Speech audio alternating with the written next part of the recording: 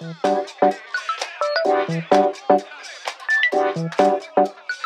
was something that you said about the best way, specifically on camera actually, the best way to create charisma on camera is by what you don't divulge to the auditors or to the person that you're auditioning for. How do you believe actors can successfully accomplish this? I think it very much relates to what we were just talking about in a lot of ways. I agree with you. And by the way, thanks for listening in class. You obviously did. Uh, I couldn't help it. no, that's So kind much of you. good stuff. I just think everything comes from our belly buttons. And that's just not actors. It's just everybody. I always think about the canonized and wonderful Mother Teresa, and she administered to the sick, the ill people, the lepers, and people in dire need. And I say to myself, that's fantastic. Why did she do it? And my answer is because she wanted to. That's what made her feel good.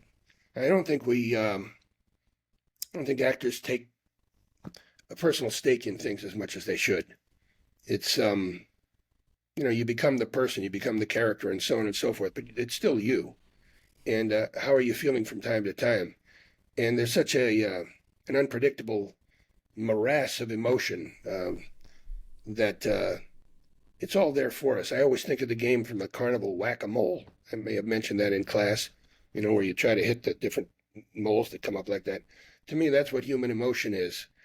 Whereas so many of us actors, when we have something that justifies, let's say, a feeling of anger, we like that feeling of anger, and so we take it all the way to rage. Or we like the feeling of sadness if that is something that comes up, so we take it all the way to tears. But that's not really the way most emotions are. They're really more like a whack-a-mole. This comes up, this goes down. This other one comes up, this goes down. Comes up, goes down.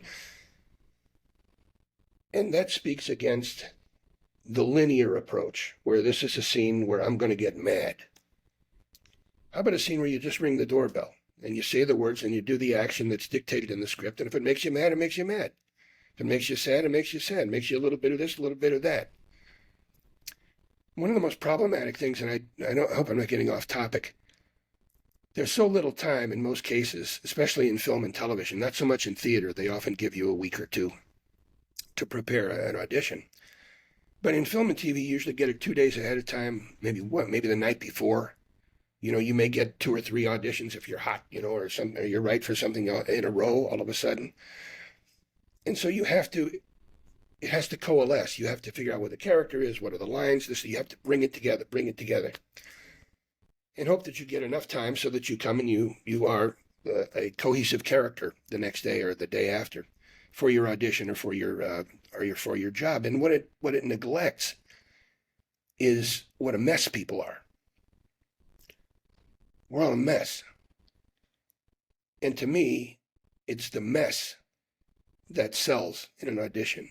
It may not be much, you don't have to go in there and spill your food, but it's the fragment. I call them the cracks. The stuff that's not part of a perfect palette. So by necessity, it's very problematic. By necessity, we have to bring everything together. But then so often, it's all the time, it's so often when I coach people and they're putting together a self-tape or something like that, which I do over Zoom or sometimes in person, and they just won't stop until it's perfect. Well, perfect is not people.